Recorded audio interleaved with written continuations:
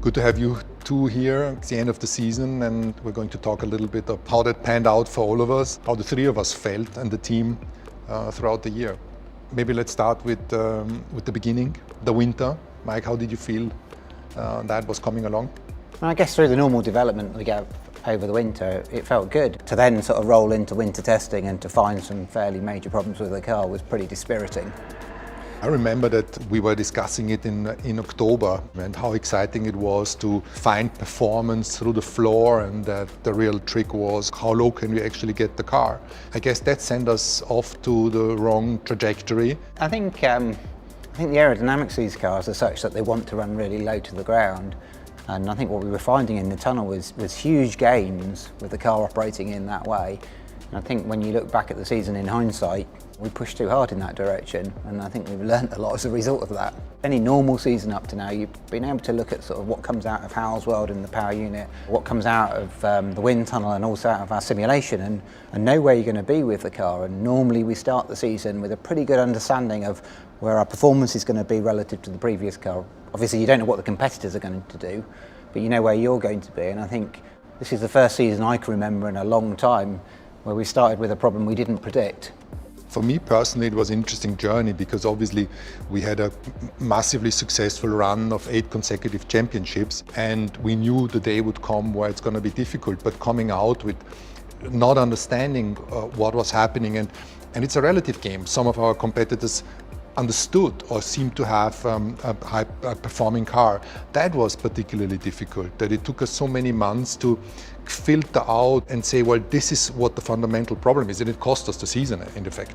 The problems we saw with bouncing, I think, were there across the grid, but to different extents, and I think the position we found ourselves in at the worst end of that extreme made life very difficult for us. My role starting as a new technical director, that was not a great position to be in. But I think what's pleased me is the response to that. I think the response to the team, the way the team has stuck together and have got on and tried to understand that. The progress we made is a bit unpleased with. The sort of position we found ourselves at the beginning of the season, that was really challenging. Only in the toughest of environments you learn the most, and it would have been maybe a different story, come in, continue to win. But I think this is, from a personal development point and as a leader, super important, and I'm sure about that, as difficult as it was sometimes. I think we've all said that we'll only know how good a team we are when the difficult times come. I think you learn the most from those, and hopefully that's what we carry into future years.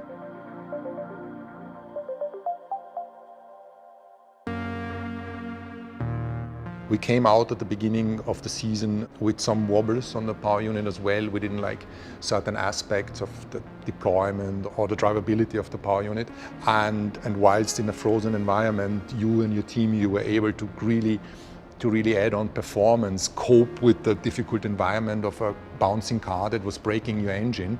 And still, we were super reliable, and the engine was performing very well towards the mid of the season and the end. So how was your journey at the beginning of the season?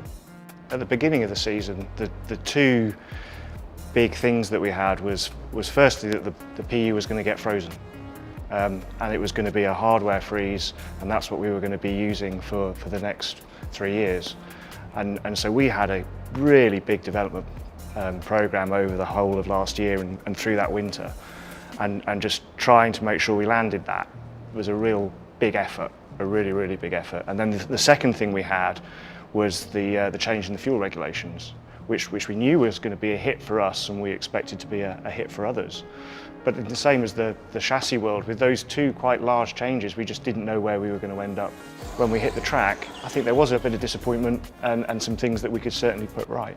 And we knew we couldn't do it through hardware, which has been our way of developing things for the past however many years. So we had to really go back and reconsider how were we going to develop ourselves out of that position, and sort of after the first race or so, going back and saying, look, our part of this is to get some more performance and get some better drivability, and we need to add that at the same time the car's being developed, and that's how we'll get out of this position. We all had to look around and say, well, how do we do that in this new world? And that then became the excitement of the season, was seeing how we could change the way that we could develop this PU, even though the hardware's frozen, to get more performance from it.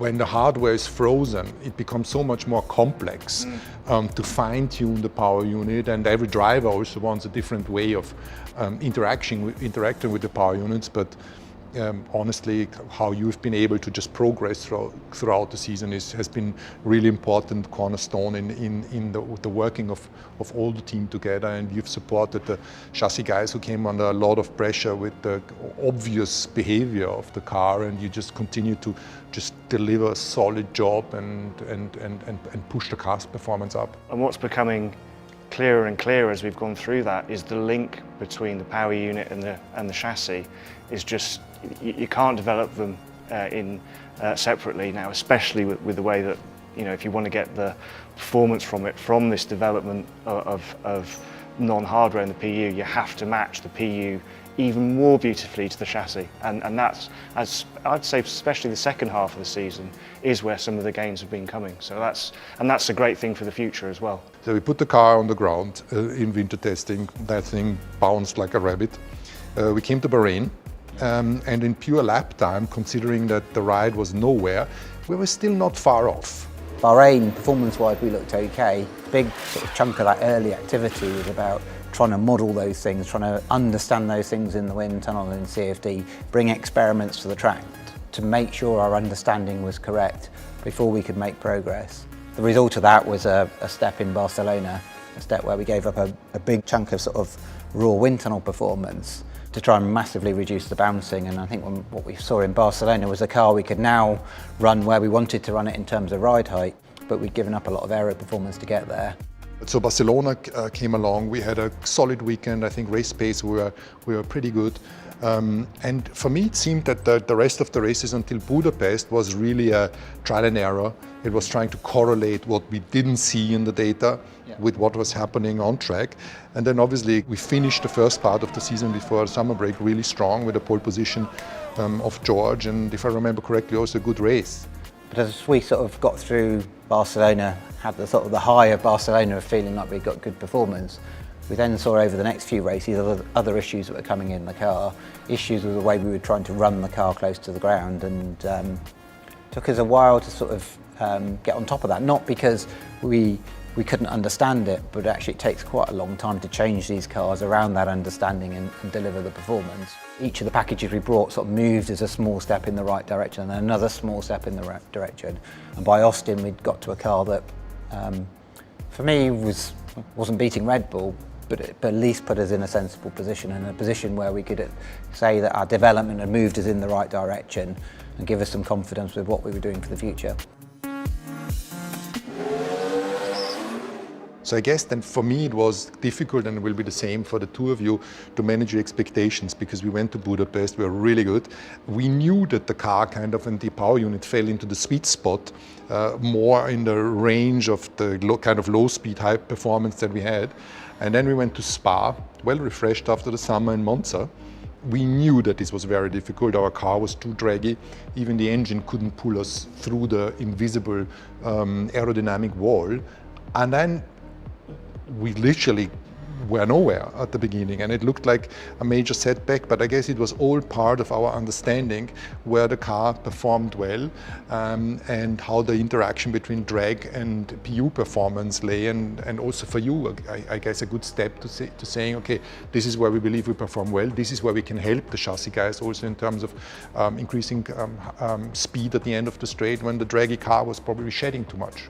We've described from the PU side how we were trying to add performance throughout the season by small gains at pretty much every event. This is what we were. When we came back from Bahrain and said, how are we going to do this? How are we going to put the performance on the car from our side? And it was really, well, look, we're going to have to do small gains every weekend. Just every weekend, just keep picking off a little gain and a little gain and a little gain, and at the same time, don't compromise the reliability. And that's what we were seeing, and we're in some ways a little bit fortunate that you can see some of those numbers on the dyno. You can do the tests on the dyno, you can see we've developed a little bit more energy, and we can say, okay, we are taking that to the circuit, and it's comforting to be able to watch that and see that working. The other thing, by that sort of period of the season, it was becoming very clear that the engines were taking a hell of a pounding. You know, the bottom of the engines. I think when you came up to Brixworth last week and you saw some of the parts that were off the race engines, it's quite a surprise to see exactly how hard they were being hit by the ground. And you know, when you see Lewis and George looking a bit uncomfortable getting out of the cars, the PUs were doing much the same. I think it is in a way the perfect storm, because what I said, that within 4 months you're not taking a stupid pill, that suddenly you become totally incompetent when you won a championship in December, and then you hit the ground on March and the car is much too slow. So it's about keeping the calm, relying on your tools or your organization and your values. And eventually I think that was a very positive factor in bringing us back to relative better performance. Not where we wanted to be, but at least we were able then, you know, get it much better in Austin. Mexico was a positive surprise in a way, and then Brazil, obviously, where we absolutely won on merit. We were pretty much ahead in every single session.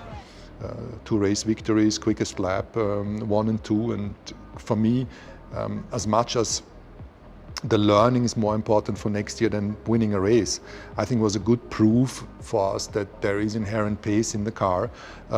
If the DNA of the circuit fits that car, which obviously there was not a lot to change during the season, so at least the tools start to correlate, I guess. I think, as Nicky used to say, you learn more from failure than you do from success. And I think for me this has been a massive learning year for us. I think what's really interesting to me is to see the reaction that we had after Brazil. It was huge. It almost felt like we'd won a world championship and we'd won 1 race. And you look at some of the seasons we've had previously, you think, well, it's just 1 race. But I think that's what showed me the level of passion in the organisation, both at Brixworth and in Brackley, and the sort of the desire to get back to that, to get back to winning. And I think it's that desire and ambition that will get us there. And if we can take all the learning from this year, turn that into direction for next year, I think that will set us in good stead. I studied most of the successful sports teams in general that dominated an era and then eventually started to perform well or fell apart. And there is pretty solid reasons that you can trace back why that happened. And I've never seen in our organization a sense of complacency, nowhere. But it's the analogy that you said is quite good. And for me, it's like having 8 Christmas evenings in a row. The 8 times is not going to be as exciting like the first time. And I remember saying, okay, this was another race victory, good, we're very happy, we performed well, we debriefed like it was our first. But I think it's in human nature that you kind of become used to it. And that's why bouncing back in Brazil and seeing the emotions of the team, I had so much pride. It's interesting to look at ourselves and see, okay, that is an emotion that I haven't seen coming, and it's tremendously fulfilling in a way. Although it was 1 race victory, we finished 3rd in the Constructor Championship. We weren't really on pace with the others, but it is another piece of the jigsaw to eventually come back and fight at the very front. What I've seen this year in both factories is when things weren't going well, nobody turned on each other, nobody was pointing fingers, everyone was just going, how do we get more performance in our part of the jigsaw? How do we get the car moving forward? And I also saw something which I think will help us an awful lot going forward, which is that in both factories we trusted the process. We said, we've got a process, we know how to develop a car. Okay, we've learned something new, so we need to adjust that process and we need to do something a bit differently, but inherently, it's the right way of doing things. And I think that is something that's very powerful then from when we did have the victory in Brazil, that we can look back at that and go, okay, yeah, that process, that general way of doing things is the right way. Yeah, I agree. I think the interesting thing is how we move forward from here. And I think we've got to maintain that scepticism and be honest with ourselves that we were behind at the end of the year. And while I think we made good progress through the year, and I'm really pleased with the culture I've seen, I'm really pleased with the attitude that's been putting every effort into moving us forward, we'll only sort of see the return on that next year. And also for me, the perspective or the planning is not about short-termism. It's not about a race, even a season or 2 or 5. It's about, I would like this team to constantly develop, to be chasing for race victories and championship every single year, but not giving it, not taking it for granted, not having any sense of entitlement. And if I hear us talking, it almost sounds like the complete disaster of all seasons, but It felt like it. it felt like it, and I think this is the right feeling. But we finished third in the Constructor Championship. We were very close to Ferrari. We won a race. We had 10 or more or plus podiums. Whatever happens at the beginning of next season, it's going to be another building block for the success of this team. We're trying to be as transparent as we can. I think it's also helpful to give our fans and followers a little bit more insight into how the season developed and panned out. Having said that, I hope that next year, before Christmas, we're sitting down and we have more positives to pick than this season. That would be nice. That would be nice. In any case, what we can promise is that all of us here in the 2 factories, with the support of Germany, we're going to push flat out to have the best possible result. And the same kind of scrutiny on our performance will help us going forward as human beings, as managers, and also as a team.